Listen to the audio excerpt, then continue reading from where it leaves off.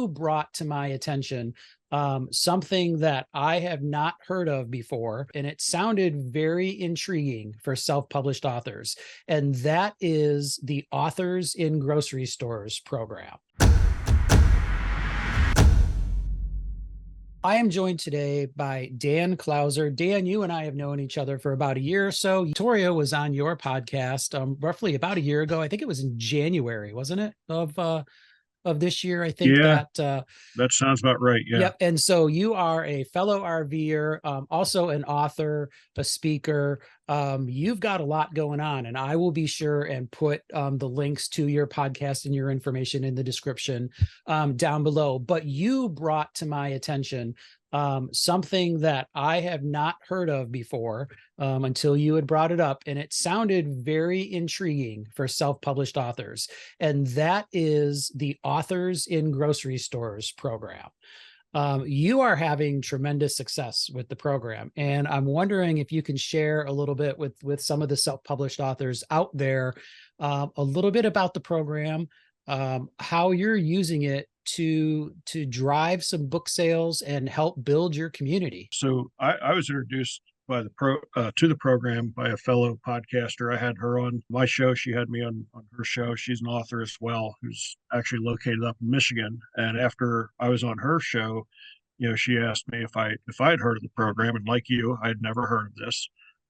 So she, knowing that I travel, she thought it would be a nice program for me to be able to take advantage of when I'm in the states that the program is part of. So, like you said, it's the National Authors and Grocery Stores program. Right now, it's basically just in Kroger's and Kroger affiliates. But Ray, the gentleman that runs the program, I know he's looking to expand it into other brands as well. Grown to 13 states so far. I think the year previous to that, it was only in 9 states. Yeah, so I think it was nine states it was in. Yeah, so he's added 4 states, and I know we just got an email from him a couple of weeks ago where he says he's got some exciting news on the horizon. So I personally, as a traveling author, am hoping that that's additional states to the program. It's been really, really good to me so far. I went into it with zero expectations, not knowing how setting up a table of books in a grocery store would work, because it's not generally where you hear book signings at. Normally it's in a bookstore. Exactly. Right.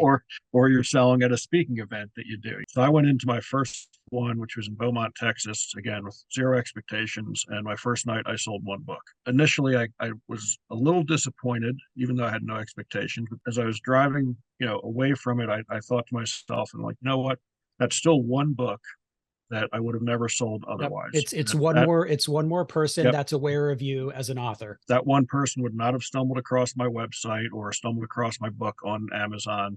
I was like, you know what? It's still a win. And the next night I went back to that same store, and I think I sold 7 or 8 books that second night.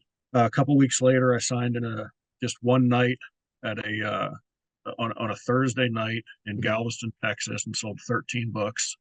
And at that point, I'm like, yeah, this is a decent program, and finished up kind of a tour, throughout Texas and Louisiana. I think on that tour, I sold somewhere around 125, 130 books. And then this past summer, we did a tour throughout Colorado where I sold right around 150 books. So, almost 300 books I've sold through the program so far. I control my schedule.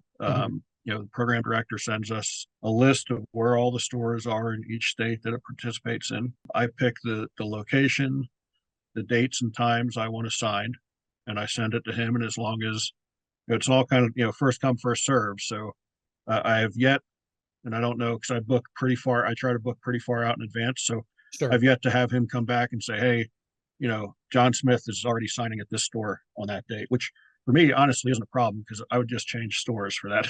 Sure, exactly. If I'm going to be in Colorado Springs, there's more than one, King Soopers in Colorado Springs. Okay, well, I'll sign, whatever, 6 blocks away. So it's nice in that regard. You kind of pick when it works for you. For our Colorado stint, I signed on a Friday, Saturday, and Sunday. And Friday I would sign from 2 to 6. Saturday I would sign from 10 to 3, and Sunday I'd sign 12 to 5. Like, I would see other authors might sign in 1 week. They may sign on Tuesday, Friday, Saturday or something, because you can sign at that same store as many times as you want in that given week. You pick what's best for you. I don't have data yet to say, hey, Friday nights, or you got to sign every Friday night or something like that. I've been to some locations where Friday's been my best day, some where Saturday's been my best day, some where Sunday's been my best day. And the nice thing about it is once you're there, the stores are pretty easy to work with. I mean, some of them, not all of them, will make an announcement for you during the, while you're over there. the PA system. Yeah, over the PA. Some will do it only once. Some might do it, every hour on the hour sort of thing. Ones that you can get to make an announcement, I do notice that does draw some interest Yeah, where there is a little absolutely. flurry I of would people. imagine that would draw some traffic. I've noticed that if you're set up, close to a self checkout, that generally is more beneficial than if you're away from that, just because sometimes you Especially if get a there's a line of line. people just, people are just standing. So they're looking at you. You can see they're a little curious. They may look over again and then they're like, what do you got going on here? All the sales go through the Kroger register. They get 38% of, of what you sell. You set your prices, you bring in your inventory, you bring in all your display items. I've got a little 2 foot by 4 foot table, Okay. table skirt, display the books right on the table. Other author displays where they have like one of those stand-up banners to draw a little bit more attention. So one question I have for you, you said you bring in your own inventory. Do they leave any inventory in the store? And then is it placed on the shelves in the store? Because most stores do have a small book and magazine section. No, Okay. you're basically bringing your inventory in, selling whatever you sell, and then taking what's left over. And then since that sale goes through the register, I'm assuming you're not paid right away then for those book sales. For your 20 books that you sold in 25 books you sold in Colorado Springs, you're not paid for that right away. Is that correct? The program tells you 2 weeks. I've been getting paid earlier than that. Ray builds in 2 weeks as just that safety net, just in case payments delayed on his part. He's not paying us until Kroger pays him. Exactly. Yeah. That makes sense. Well, you've been very kind to kind of keep me updated on your progress as you kind of done your tours. And I'm super impressed with your results. You did kind of your Colorado tour here, and you averaged about 24 books per location. For your Colorado stores that you've done. One question I have for you is you said you would sign on Friday, Saturday, and Sunday. So like Colorado Springs, for example, that 25 books you sold, was that over those 3 days then? Correct. Okay. Correct. And I was in, like I said, I would do 4 hours on a Friday, and then I'd be there 5 hours Saturday and Sunday, 14 hours of sitting there. And the other thing for me is it's not, the 25 books I sold in that signing, I'd always go back and I would see that there's also traffic. I get ticks on my website every time I do a signing. So it's not always about what you sell on the spot. Those people may go back to Amazon, or they may come to my website and buy a book down the road as well, and just kind of just creating that network. Absolutely. I've picked up social media followers after signings and stuff like that. So it's about more than just the sale. Yeah, for sure. Absolutely. So besides then just your banner, whether it be a floor stand or a tabletop banner, do you have bookmarks and or business cards or something like that? So if somebody doesn't buy that day, they've got your information to take with you? Yes. Business cards. I've thought about adding some bookmarks, but as for now, just tell people, even when they buy a book, I always give a business card. I'm like, here, you can use this as a bookmark as well. But I also hand out a lot of business cards in the city. Okay. Gotcha. So you said that the program is it the store that takes the 38% of the retail price then? Or is it the program that takes that? So I get 62% of what I sell. So how the 38 is divvied up between the program and Kroger, I'm not sure. Okay. There's some sort of, sharing there. I'm not sure what that is. Okay. Are there other fees to be involved in the program? For each ISBN that you're registered, there's a $25 registration fee, which basically gets that ISBN into the Kroger system so that, when they're scanning it at the register, it's working and the correct price is coming up. The annual fee, you do pay annually. You pay $75 annually to be part of the program. And then that's it. So I can tell you from having been in the grocery business for a number of years, you can always check with your store managers. The store manager, they're looking at sales all the time. They will probably tell you when the busy times in the store are. And Dan, I think you've got it nailed with going in Friday in the afternoon, Saturday in the morning, and Sunday kind of, midday-ish. I think that's naturally, again, every store is going to vary, but that's naturally a busy time for all grocery stores. That's my little tip. Dan, what tips would you have for somebody, or maybe some insider information for somebody that's considering doing the program? For me, is, while you're doing the signing, is, you're there marketing your product, so Yeah, to speak. And I know a lot of times as authors, at the end of the day, we're writers more so than we are marketers. absolutely. But what we don't realize when we go into self-publishing is that if we want to, it's one thing to write the book, it's a whole nother, you know, can of worms to sell the book. Mm-hmm. So whether you like it or not, you have to become a marketer of, your own product. So, I bring a chair in. I rarely sit in it. I'm usually standing at my table. When people are coming by, I'm, saying, hello, how are you? How you doing? I don't do any sort of hard sell or anything like that where I'm Sure. walking in front of them, holding them a book or anything like that, but I'm just smiling. And that seems to spark conversation. So I think that's the biggest thing is just be interactive with folks. And some people, they just don't want to talk, and Yep. that's fine. Is what it is.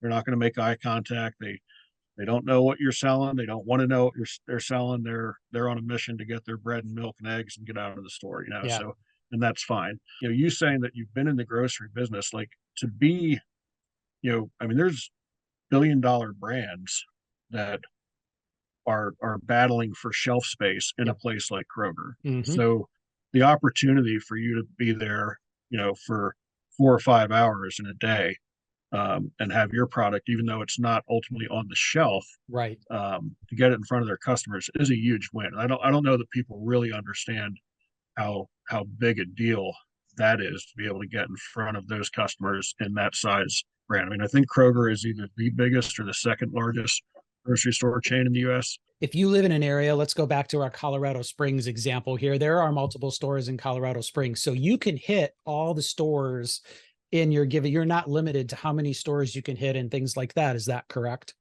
Correct. Yeah, you can sign in one store per week. Okay. So again, you can go to, whatever the Northwest Colorado Springs store is one week. The next Mm-hmm. store you can go to the Southeast Colorado Springs store. However, whatever, however they're broken up. Yeah. Um, and then if you're from that area, but you still want to venture off a little bit, I mean, there's a lot of, you know, King Supers in that area, even outside of Colorado Yeah, Springs. So I for mean, it's sure. a huge market Yeah. in the Colorado. So we've talked a lot about the program itself, but tell us about your book specifically and thoughts on why you've done so well. I've got three different books. Two of them are memoirs. The first is The Beauty of a Diamond Through the Eyes of a Coach, which talks about my 30 years of coaching baseball and softball and teaching life lessons through the game before we started traveling. And then the second one is The Journey of My Mother's Son, which talks about our first 18 months of living on the road full time. Mm-hmm. And my most recent one is a children's book, which is Four Paws and Six Wheels Across America, which is written as though our dog was the author. The breakdown, like that Colorado Springs one, that one there, the children's book, just far exceeded the performance of the other two books. Mm-hmm. That's not always the case. I think then when I signed in Durango, I think it was almost neck and neck between the memoirs and, the children's book. I guess it's just luck of the draw what audience is coming through. And then even just on a day-to-day basis, like I think that first day in Colorado Springs, I sold 7 books on the first day. Wow. And they were all the children's book. Mm-hmm. None of the other ones, because I was joking that the dog was making fun of me that he sold all his books and I didn't sell any of mine. Right. So for me, maybe one of the reasons why it's been pretty successful, I don't have a single niche for my book. Yeah. There's really kind of 3 different types of books there. Ray will send out a monthly newsletter. I mean, there's some authors who are selling in upwards of, a couple hundred books a month and, who aren't moving around like I am, Wow. Okay. And I think last year, gentleman that sold the most books in the program was like 1,507 books in the year. I mean, that's over 100 books a month. I Yeah, mean, that's a lot of granted, books. he's working to do that, but that's what it's all about. I mean, Yeah, absolutely. you're not getting 1,500 books sold on Amazon No. in a year. Yeah. And I think one of the things that really intrigues me about this program is you're casting a very wide net. So everybody's walking into a grocery store, right? Like you said, you never know, are they going to be interested in my memoir or my children's book? And it's great you have that advantage that you have, multiple genres of books there. But even, I mean, just off the top of my head, I would think somebody that has a great science fiction book.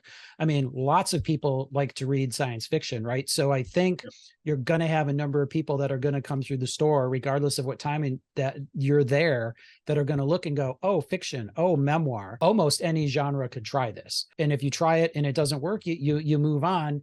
And it's the cost of entry is really fairly low. You consider everything else you put into self-publishing to, put out another $100 to open up an avenue of sales is, you said, very, very low. Now, again, that $25 registration is per ISBN. So obviously, as if you got a hardcover and a paperback of the same book and you want to try to sell them both, that's $25 each one. There's some authors who have, 5 or 6 books, because again, I see them on the registration, when the confirmation comes across for each signing where, each book is listed there. So there's some that have multiple books or some that are just selling one book. So for me, it's been a great avenue for us. I'm actually really surprised at the success that you've had with it. And it seems like an amazing program. As I mentioned, the cost of entries.